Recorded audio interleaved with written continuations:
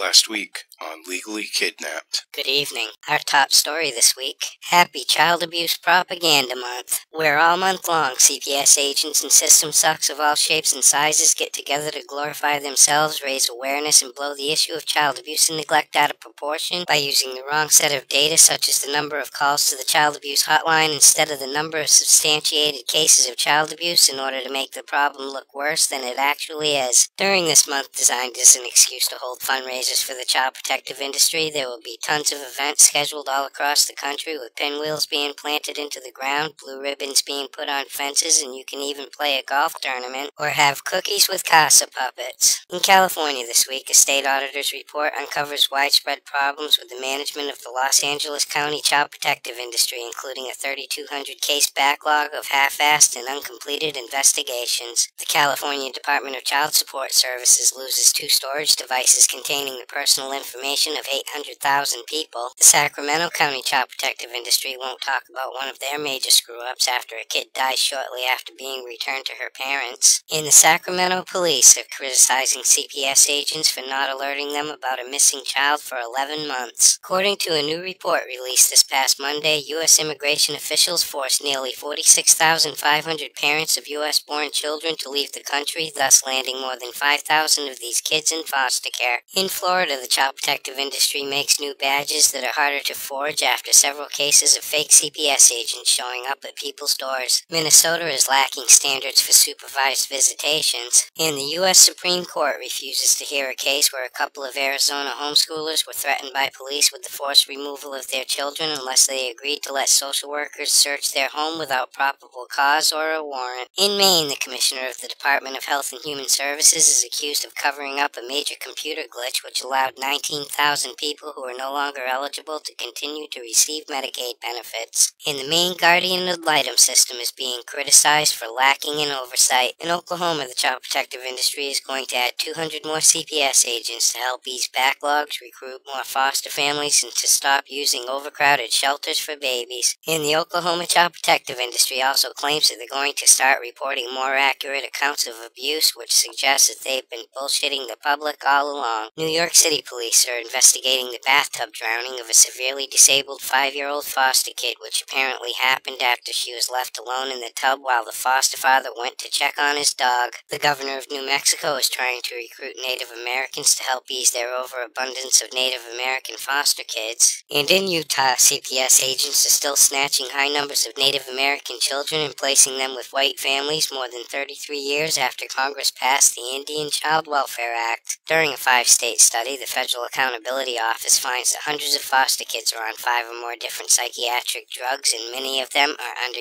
age 1. In Texas, the Fifth Circuit Court rejects a class action lawsuit brought on by the child advocacy group Children's Rights, saying that the kids did not have enough in common to warrant a class action against the state. The state then sends extra CPS agents to Austin to help deal with a growing backlog of child abuse investigations. And in North Carolina, the child protective industry wants to hire 2 more CPS agents to handle high caseloads too. In Mexico this week, a father is denied entry into the United States to attend the funeral of his 10-year-old son by U.S. immigration officials. In Norway, the child protective industry decides to hand 2 stolen kids from India over to their uncle after the kid's mother goes back home. The Russian government is trying to reform the Soviet-era orphanages that are screwing up the little ones in that country.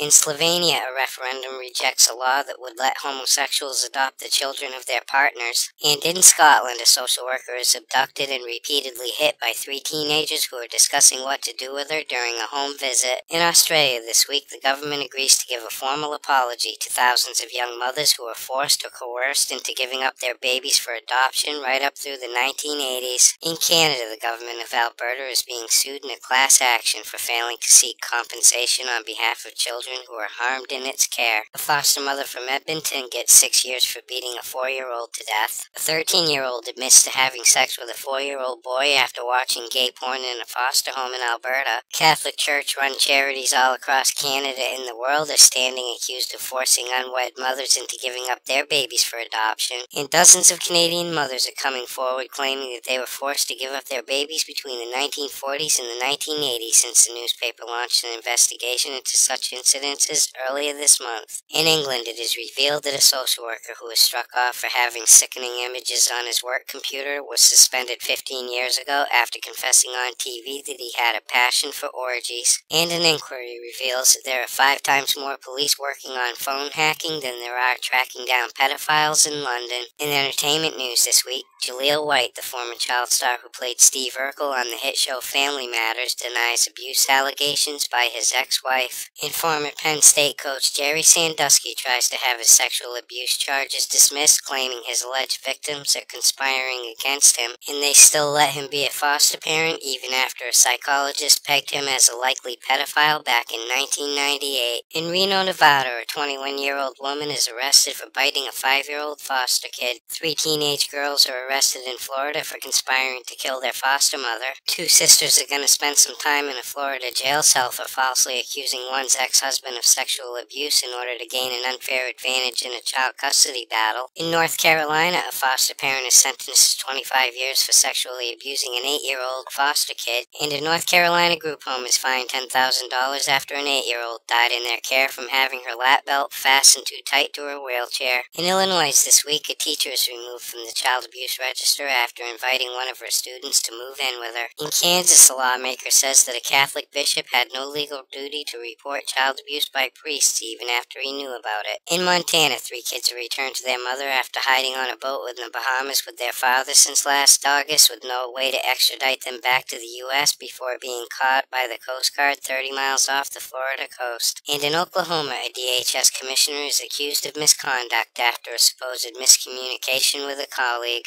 In Pennsylvania, a judge rules that the Erie County child protective industry is not liable to a foster family who took in a kid described as a future Jeffrey Dahmer. A Pennsylvania CPS agent kidnaps a newborn in order to administer forced vaccinations when the mother, who had just given birth in an ambulance, questions how they were treating her baby. In Texas, a judge decides that a boy who was missing for 8 years after being kidnapped by his babysitter will remain in foster care instead of being put back with his real parents. And former U.S. Senator and presidential candidate John Edwards refuses to admit that he's the father of a 22-month-old in New York. In Michigan this week, a lesbian couple is fighting a sperm donor over visitation rights to their kid. A Michigan judge rules that a couple can continue to sue the child protective industry after the father was falsely accused of sexually abusing his nonverbal autistic daughter back in 2007 thanks to some new computer technology that they thought allowed her to communicate. And finally, tonight, a Michigan father is shot and killed by police after refusing to hand his 3-year-old over to CPS after a cop came to the door and smelled marijuana. For these stories and all the latest dirt on the child protective industry, visit www.legallykidnapped.com. And until next week, this is Baby LK,